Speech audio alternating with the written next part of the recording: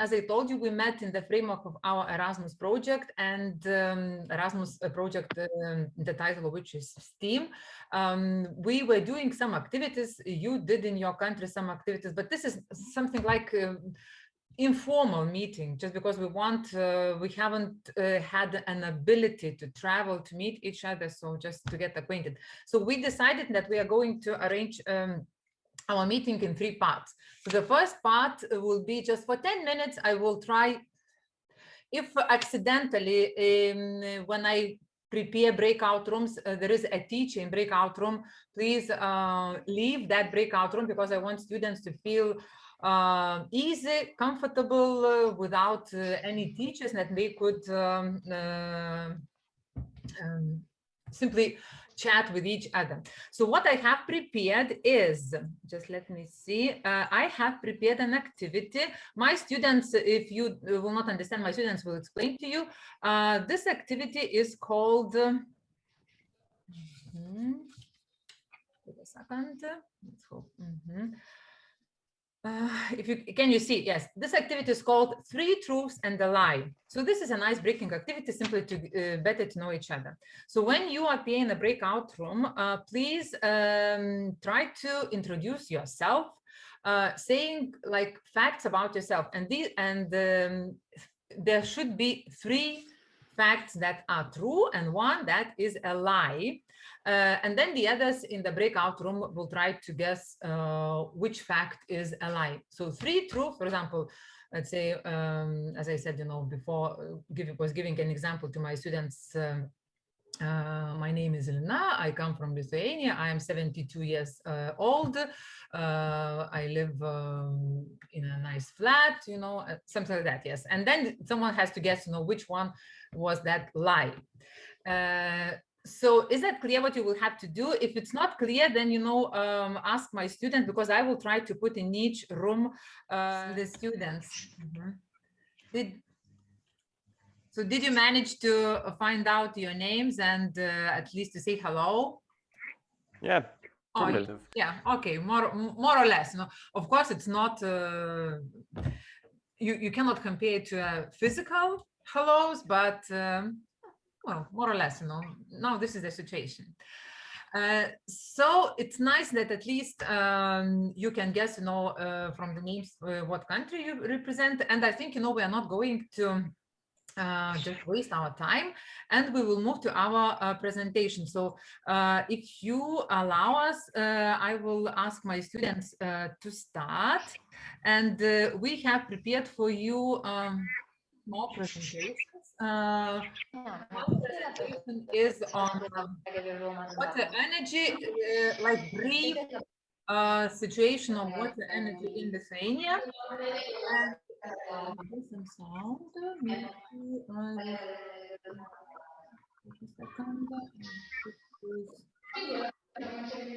Kad užsimutintų visi ir viskas, aš manau, ne? Could you mute yourselves, only the ones who will be speaking? So as I told you, we're prepared for you 2 presentations. One is about like general aspects of water energy in Lithuania, and the other is that event that we had at school. And I will ask my students, the first student that is Aurelia, Edas, and Vilius, yeah, to wait a second, just I want to switch it on. This one. I hope that you will be able to see, but I can't see when I move the slides. Oh yes, okay. So are you ready, Aurelia, Nedas, and Vilius? Yes. Okay. Yes. So Aurelia, Yes. you start, please. Okay. All right. So hello, my name is Aurelia. We will be talking about water energy in Lithuania. The word energy derives from Greek language and means action.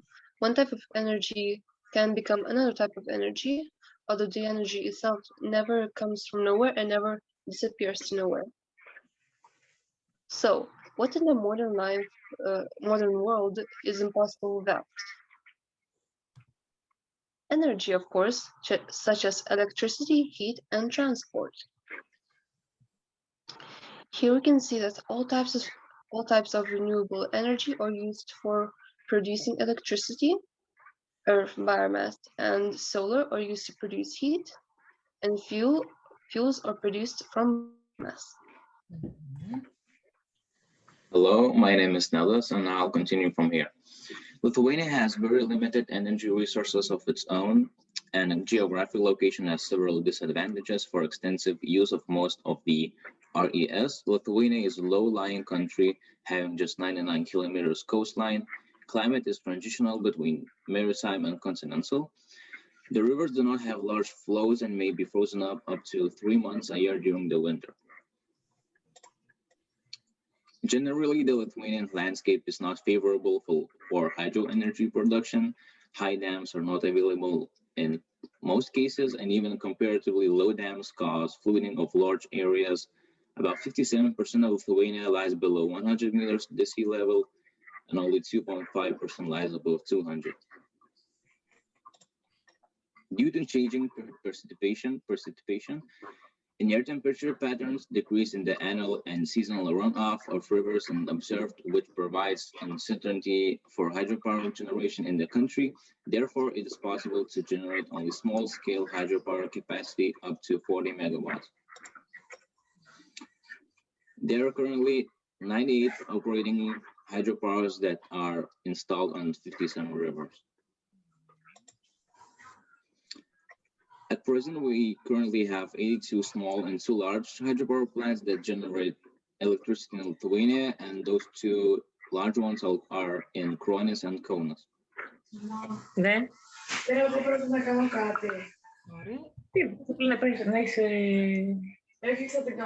And for other power plants, generate more than 1 megawatt, and the rest are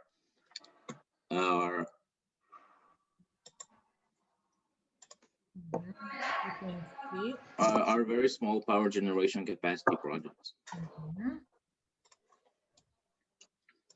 The environmental policy in Lithuania is one of the most rigorous in the European Union. That is why the development of the hydropower plants in Lithuania is not under its full potential. The unconditional prohibition of dam building is ecologically and culturally valuable rivers means that the hydropower potential in Lithuania is even less than 5%.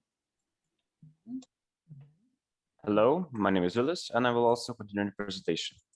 For example, hydropower was only 1.9% a part of the structure of renewable energy consumption in 2019.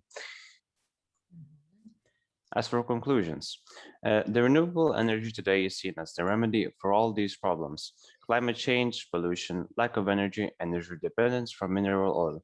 The future of RES in Lithuania is not water power. Studies show that rivers are running off water. The future of RES in Lithuania is biomass, wind power, and even solar power. We also gave a questionnaire to our students to find out how much they know about water energy and hydro plants, and here are the results. I am going to just switch off and to show that movie. What a questionnaire.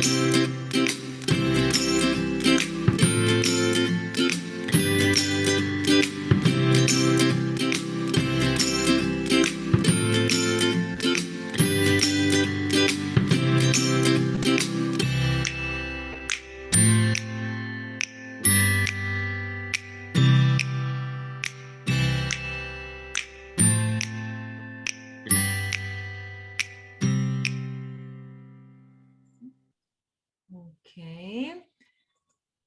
Now the second one. Dovydas, are you ready? Mhm. Yeah. So let me switch on. Okay. So you can start. Okay. Hello, my name is Dovydas, and I will describe you how we celebrated World Water Day. 22nd of May, we celebrated World Water Day. The event included of two parts. First part was Water Day quiz, and second part was Water Day poster design.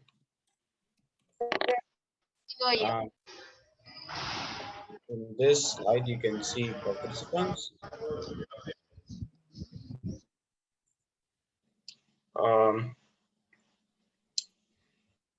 The quiz included of 30 questions, general and specific related to water.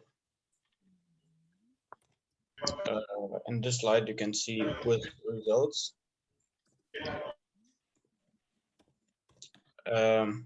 On the slides, you can see posters about water.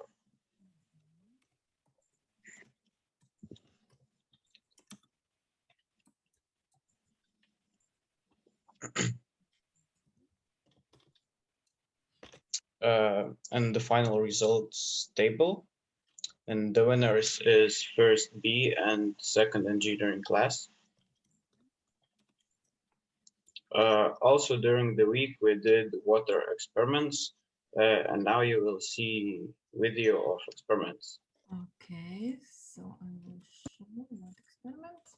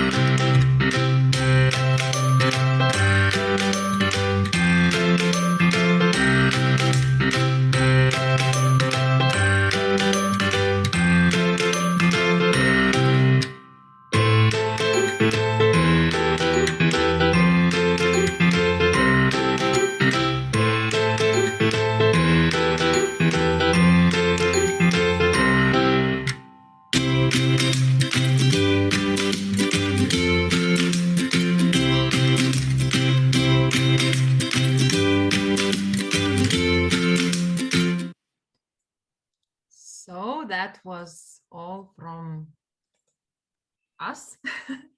Now, Anna Paula said that, yes, you would like, I enabled screen sharing. And so your students or you can share the screen when you need it. Mhm.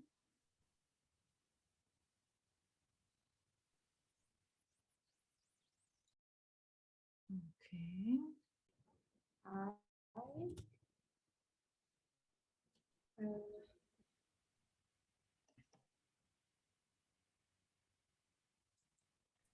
I'm sorry, can you talk, please, just so we can see if it's all right?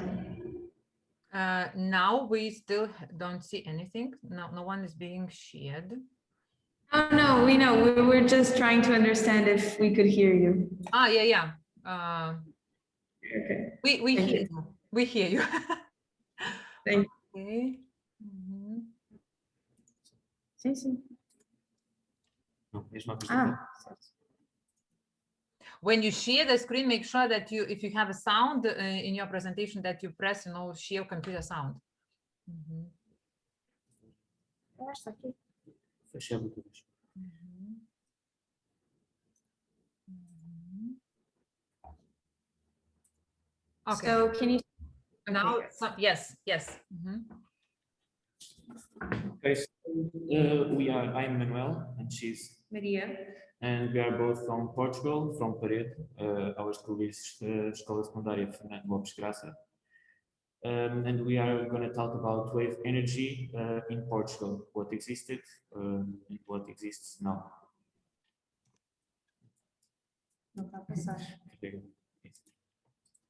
Oh, sorry. Okay, so first of all, what is wave power? So wave power is when you capture the energy of wind waves, so waves that are created from the force of the wind, and you use them to do useful work. In this case, to generate electricity. We're going to see how. And we're going to take a look at several wave energy converters, which are machines that exploit this kind of power.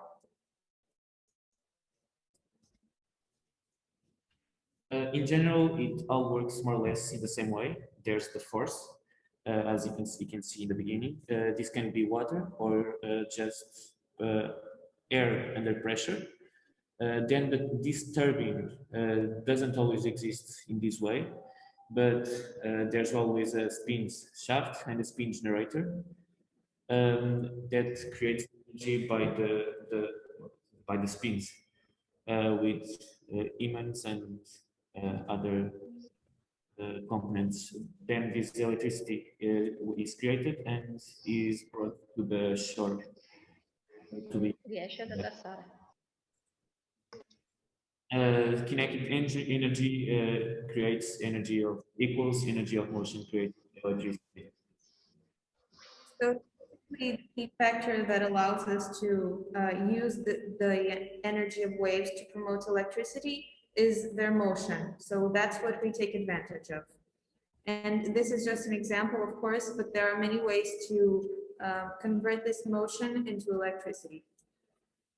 In Portugal, we don't have any current wave energy centrals working, so we took a look at some prototypes that have existed, and we're going to show you 4 of them, which we thought were the most important. The first is in Pico, an island that belongs to our country. And this one was made in Albert in 1999. It's not in service anymore, but it would work in a very simple way. The waves would move the air inside the chamber, and the movement of the air would move a turbine that would create energy, as I explained before. It's not being used anymore because it got in not very good conditions. That is a problem with those things that are used close to the sea because of the contact with the air and the salt. So what we have here is Archimedes wave spring, which is was in Pavlodverzin, which is in the north of the country.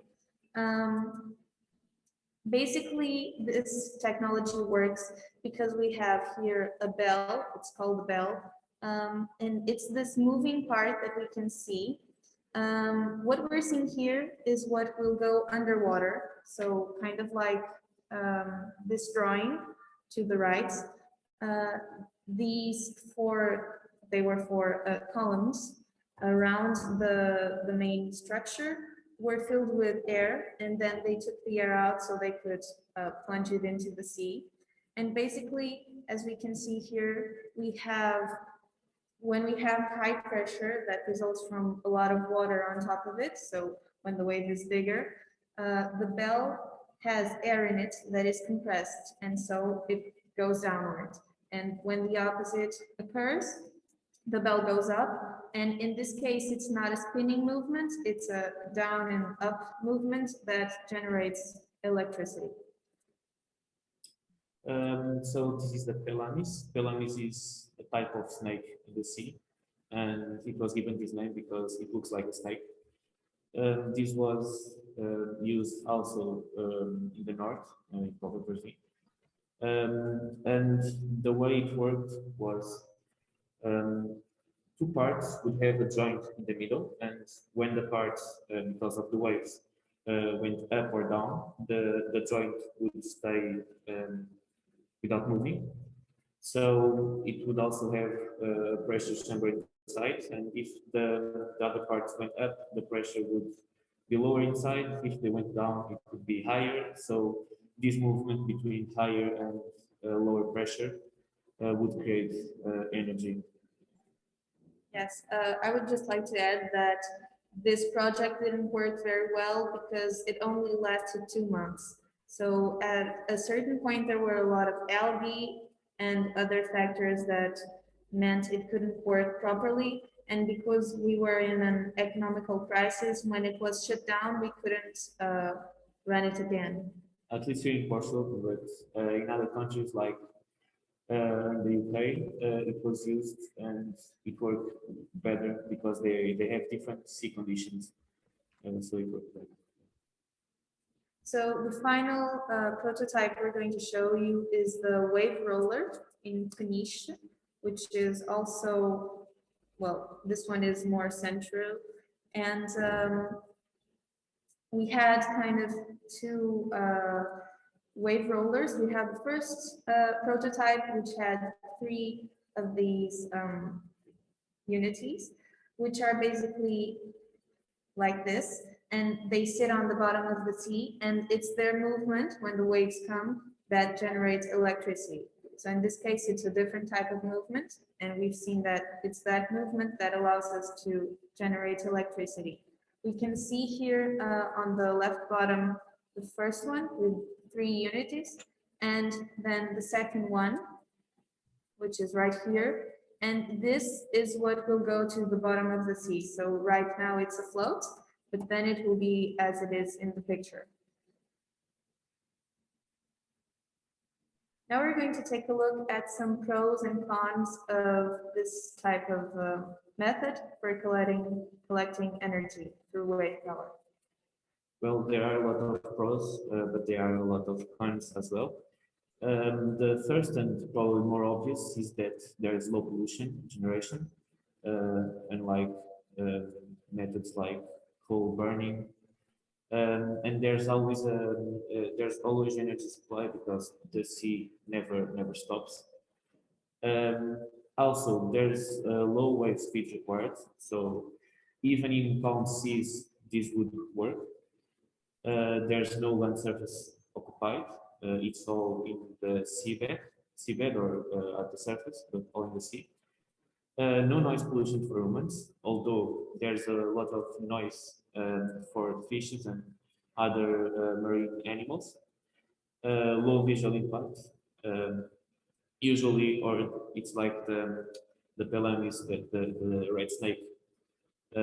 It's on the surface. We can see it, but it's like seeing a boat, or it's below the sea level, so you can really see it. Also reduce chances for serious accidents. and a big lifespan, of course, under ideal conditions. So finally, for the cons, the main thing that is bad about this way of producing electricity is that it's all in a very harsh environment. The sea is a very hard environment to get these gadgets working. As we saw, it led to the destruction of many prototypes, and that's something we have to consider. Also, it can disrupt marine life. As we saw, some structures were at the bottom of the ocean, and of course, that will kill some species. And many of them are made from steel, which can also lead to pollution. And it's not developed yet enough, because we don't know enough about this method in order to get it working properly.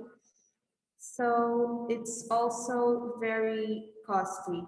Of course, the construction, installation, and even maintenance are very hard. And so it takes a lot of money that countries don't always have. Finally, it can be a threat to some boats.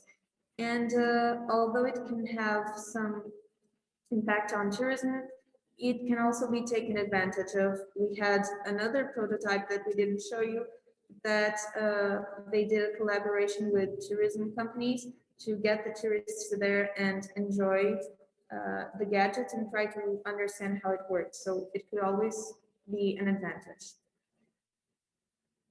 So to sum up, we've come to a conclusion that this concept is still to be developed, although it has a lot of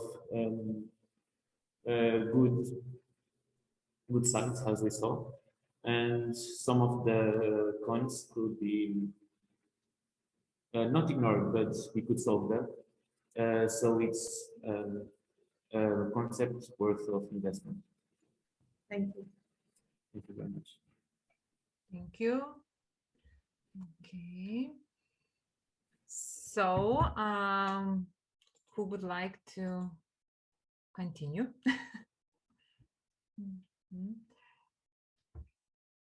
Is that going to be Greece or Italy? Eleni, everything you like. Yes. Okay. Will you give the opportunity for all my team to share the screen? Yes, because no, everyone can share now, and anyone.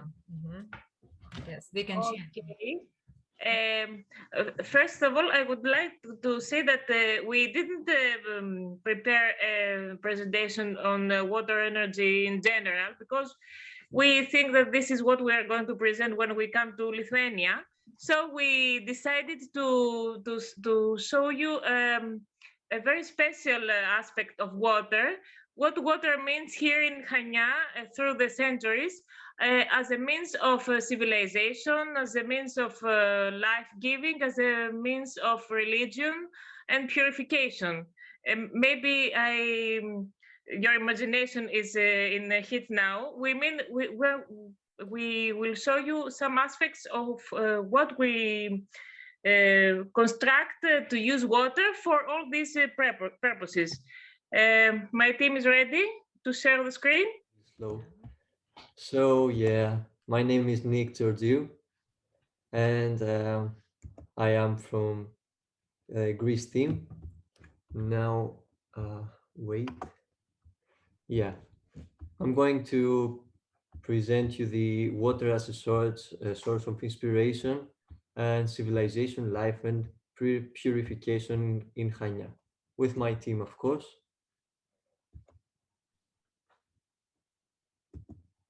So, number one, we'll start with the fountain in the entrance of the Venetian port. It's a meeting of Eastern and Western civilization. So, the history of the fountain. From descriptions of the time, we conclude that the fountain was in the form of 2 or 3 marble basins in which the water, successively it jumped from above the form of a jet. The smallest basins externally rectangular, eternally circular, with decorative lions' heads in the corner, from which the water ran, and coats of arms of nobles, which are related to its construction in between. This is the photo of them. The fountain and the square by George Corner, made in 1625. Here the fountain is deceived with two basins, of which the smallest is saved. Its location is at the end of today's Halidon Street, and Corner's depiction is extremely faithful. This is the small and simple fountain outside Castelli. You can see it. This picture is very old. It's actually a drawing. Yeah, this is the same after the previous one. So now late the 17th century, the fountain was depicted even simpler. Now, this Marozini fountain in the capital of Khandaka. Gathered by teachers. What? No, nothing. It's was you can continue. Okay. So whose corresponding basins is quite simple, unlike the rest of the rich decoration and statues, and rest on 4 seated lions. Again, lions, you see. Different shape, quality, and scale from the simple lion heads here.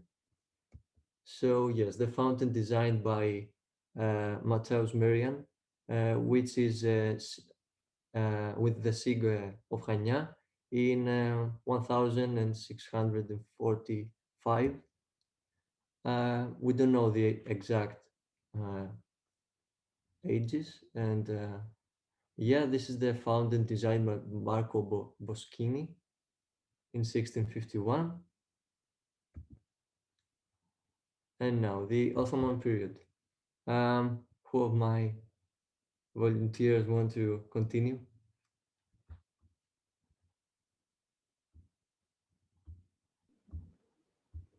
Mary? I can say, okay. Nicolas, will you end the Sindrivani and the girls will do the rest, or do you want us to continue? I can talk about the Ottoman period. Okay, and the girls will continue with the other two. Okay, so the fountain, for political reasons, perhaps the sculptural decoration bothered the Ottomans, or purely technical, better service, was replaced by the care of Ghazi Ahmed Pasha in the 17th century by a massive rectangular tank, which closed the X with the pointed arches around the perimeter, and the straight dome and served the public with taps, one on each arch. It seems that ancient sarcophagi or sarcophagi, as we say here in Greece, were used for throws. The volume and location of the construction was the cause that was demolished by the municipality in 1893. Yeah, this is a photo of the Venetian site during the 17th century. So the fate of the Venetian fountain is unknown. Only the upper basin was saved, which was used as a through in the other fountain, which existed and exists at the center of Rimezo of the ground floor, of Iramet. Yes, it's formerly Hotel Plaza. The upper basin of the Venetian fountain buried like through in the fountain of Imaret. It was found there in 1914 by the archaeologist Gerola, who took care to transport it nearby the city hall after the first she photographed it in all sides. The fountain on a temporary basis is in the port. This is a photography of her. It's black and white, of course. This is the same fountain. It was taken to the country yard of the Archaeological Museum, where it was replaced on a, it was placed on a Venetian capital as a base which does not belong to the fountain.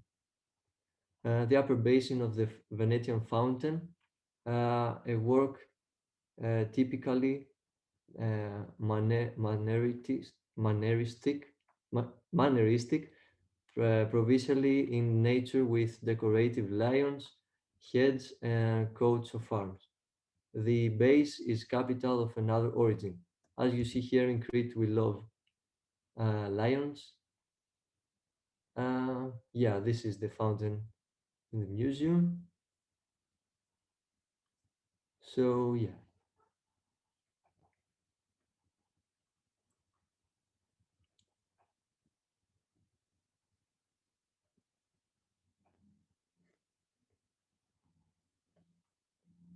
Can you see this picture? Yeah, we can. I think so. Okay.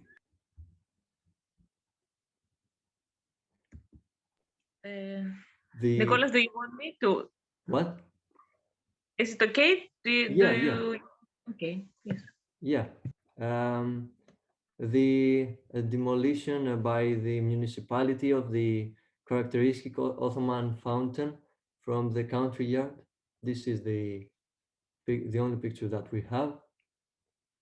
Yeah. The Ottoman fountain from the country yard of the Tech of the Mevlevi that was intended to be placed in the entrance of the Venetian port of Chania. It is still here, so when you come, you will see it. So yeah, this is the fountain in the middle of the port.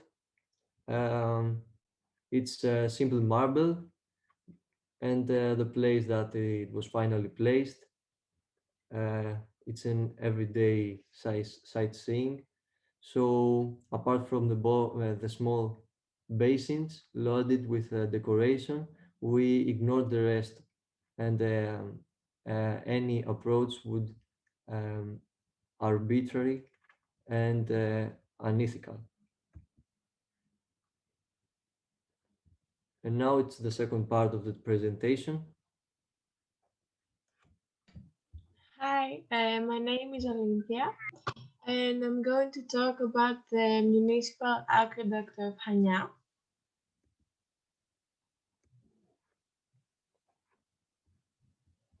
The municipal aqueduct of Chania is a public building that is also an architectural jewel, giving more of the feeling of the museum. The reservoir began to be built at the beginning of the 20th century, almost simultaneously with the construction of the municipal market, another emblematic building of our city. The idea of the reservoir was born around 1919, where the construction of the central reservoir with the water distribution network in the old town and in the still small expansion wall begins. The location for the construction of the reservoir was then determined on the hill of Agios Ioannis, for obvious reasons, as due to the height, it was possible to supply water to the highest districts of the city. The cost for the construction of the planned works amounted to 456,347 gold drachmas.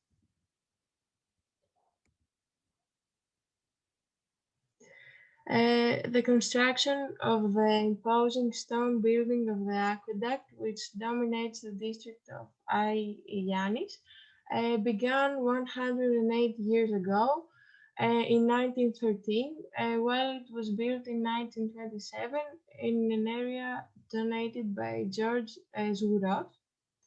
During the design of the aqueduct, the architectural and morphological standards that characterize the important building, public or private buildings of the Cretan States era were followed.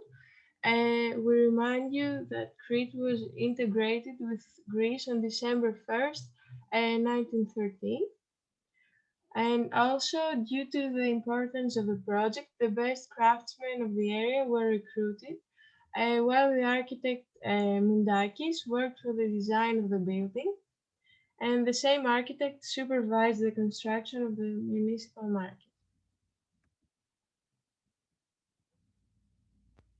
Here is a picture of the aqueduct in 1913 when it was founded. And now about the aqueduct. It consists of essentially of two buildings connected to each other. And the building to the west is an elongated monumental building, much taller than the second one facing east.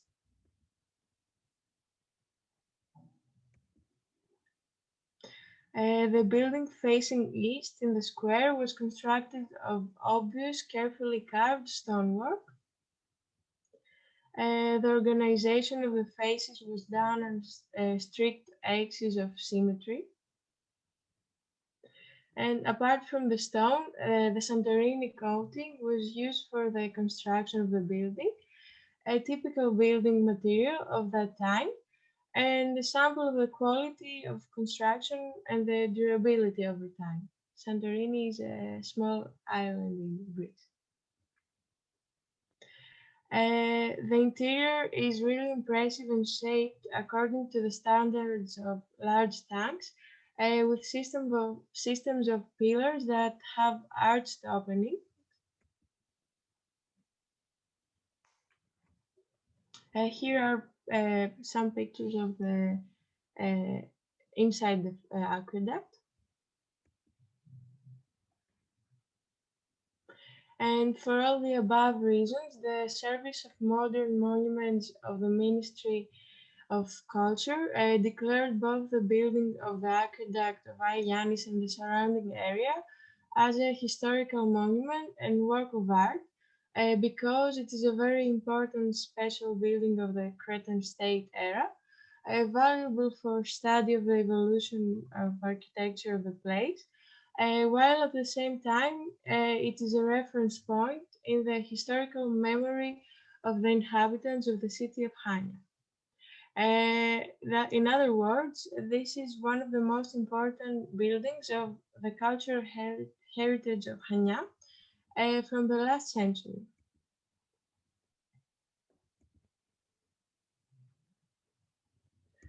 Here are some technical characteristics. The tank has a useful storage volume, and it is divided into two sections of 1,800 square meters. So it is easier to clean and maintain the facilities and to ensure in the way the seamless water supply of the city. The tank is located at an altitude of 59 plus meters. And in the period of 1995 and 2006, the modernization of the electromechanical equipment of the tank took place. The monitoring of the system and the tank is done around the clock and all the days of the year by trained and specialized personnel that man the control center.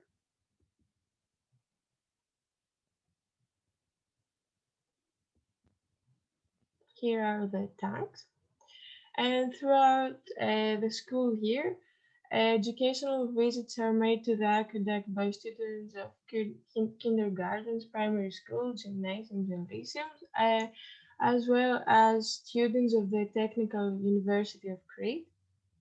And visitors are informed about the history of the aqueduct and have the opportunity to get to know up the technical characteristics and the way it operates, the usefulness of the state-of-the-art automation system installed on its premises, and to control the water supply network of the municipality in Chania. And at the same time, in recent years, the ceremony of the sanctification of the waters, known as Theophania, has been established and takes place on January 6th every year, with the participation of many believers of the city.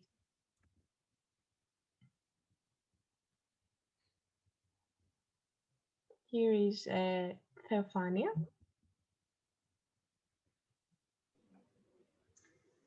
Okay, so hi, my name is Mary, and lastly, we would like to present you the underground fountain in Splendor Square. So, in Chania, during the years of Ottoman rule, Splendor Square was a place of recreation, but also a commercial center of the Turks, just as it was for Christians, the Fountain Square. In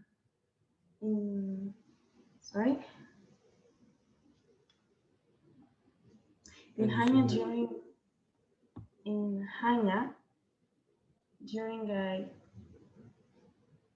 years of Ottoman rule, in the center of the square, the Church of Agios Nikolaos. In the center of the square, the Church of Agios Nikolaos was the Catholic of the monastery of the Dominican Mosque in Chania and was built around 1320. However, after the occupation of the city of Chania by the Turks in 1645, it was converted into a mosque, and it was named Hungar Mosque, meaning the mosque of the ruler, and was the central mosque of the city, and the square was the center of the Muslim quarter.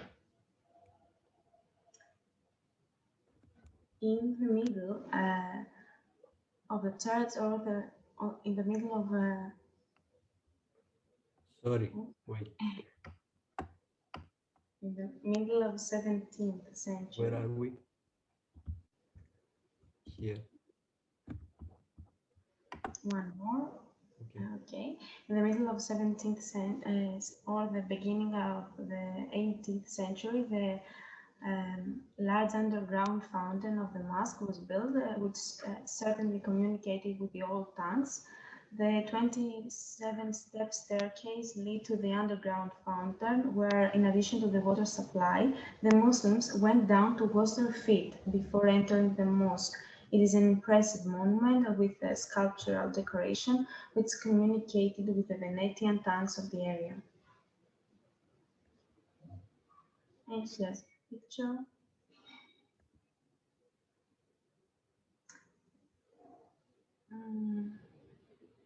In the middle, move on, Nicholas. And, we said that. Yeah, what? In its, okay. What happened? Oh, that's it. Yeah, this is the construction.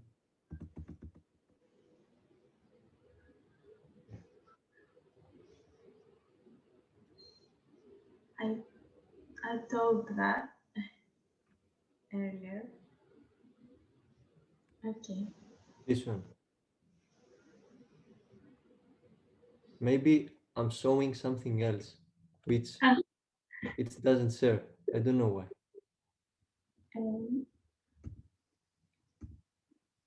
So yeah, now I'm at the sources. Can you all see? Yes, we see the slide with sources. Mhm. Yeah, the sources. So yeah, that's the finish of the presentation, I guess. Mhm. Okay. So if you could then stop sharing the screen when you close, then the others could share. Mhm. Okay. Okay. Just yeah, you simply probably on the top you have to write stop sharing. To press, sorry, not right. Okay. Yes. Now it is. Good, Maria. Now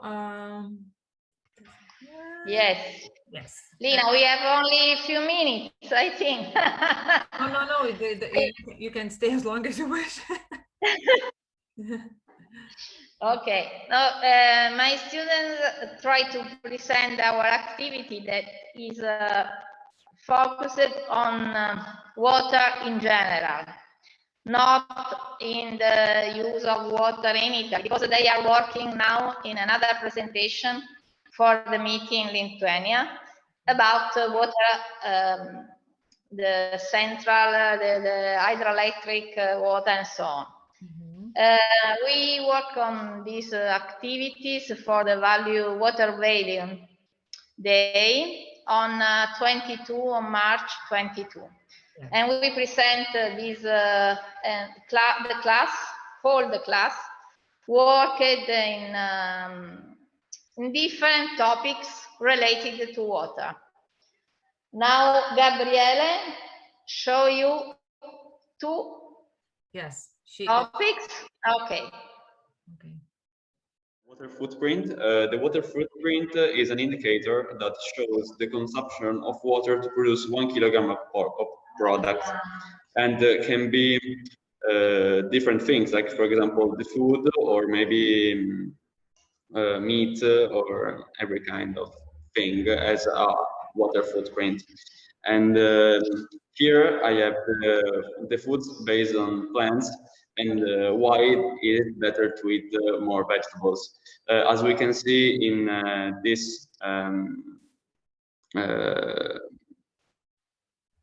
photos, we can see that the majority of water consumption is to produce meat.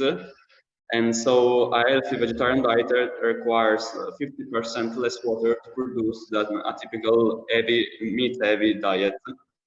And is it even stated that eating a healthier diet based on national dietary guidelines could substantially reduce an individual water footprint, and it's even healthier. So to produce a kilogram of vegetables, we generally use 1/5 of water compared to produce a kilogram of meat. And that's because animals need to eat vegetables to grow, so it's like that. And for example, here we have some examples of a variety of foods. And then we have here I have another examples of foods, and as we can see, meat and all its derivatives. So, like for example, milk, cheese, butter needs a lot more liters of water to be produced, as we can see.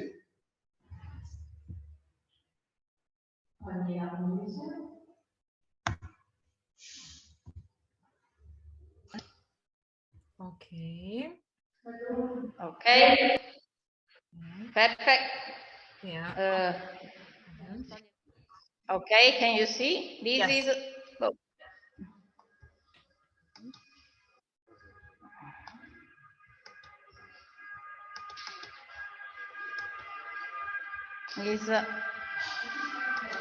Okay, this is the book that we created for the Water Day, and Matteo share with you the what? No?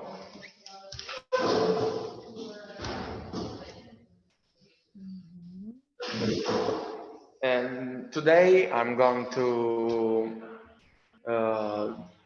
speak about the safeguarding of the sea.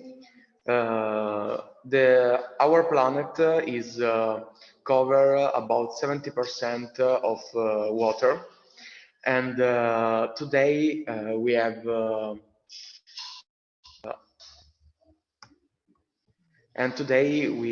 a limited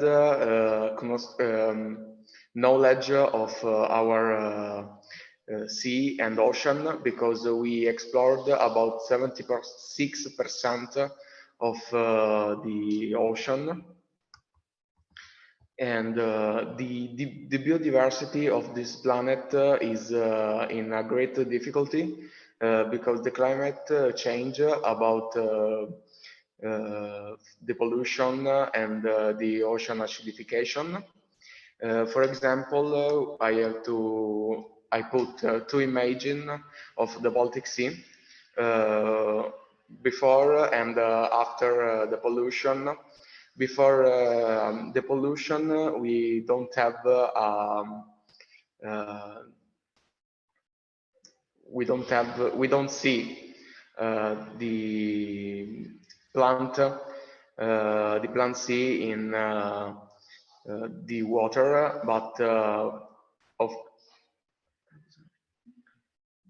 because the plant sea, we can see the plant sea in the second image because the pollution are detached the algae, and we have to work hard for our planet.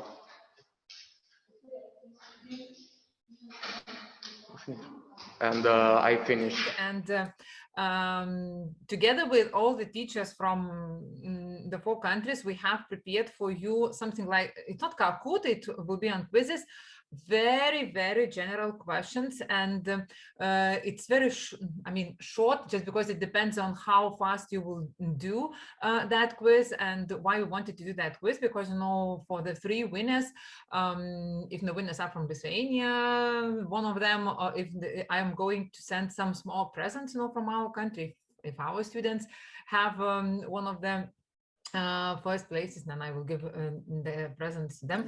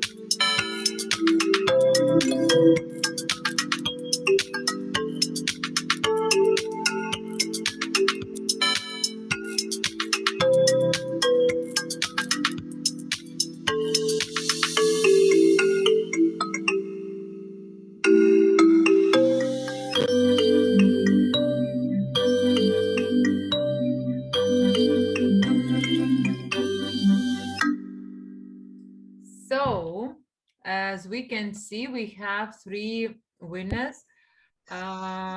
Simply Eleni, I think this was your husband, yes?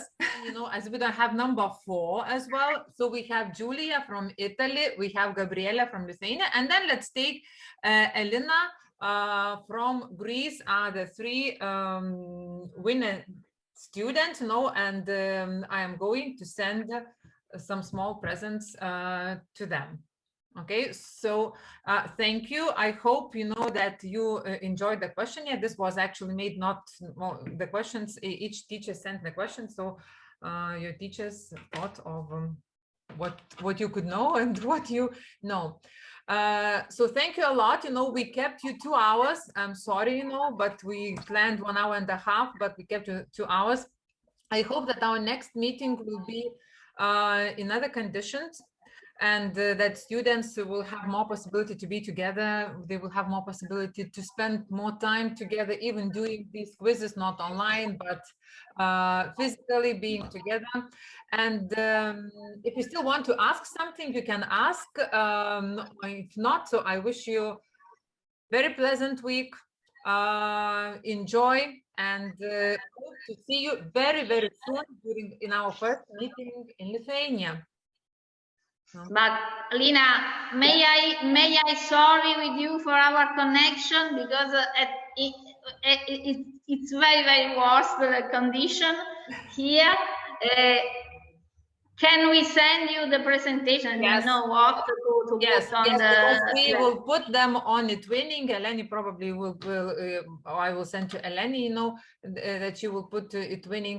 And don't be sorry for connection, because this is pandemic time and everyone now wants to be online and the connection is terrible everywhere. Thank you a lot, and hope that you enjoyed, and see you very soon next school year in October in Lithuania. Yeah. We're looking forward to it.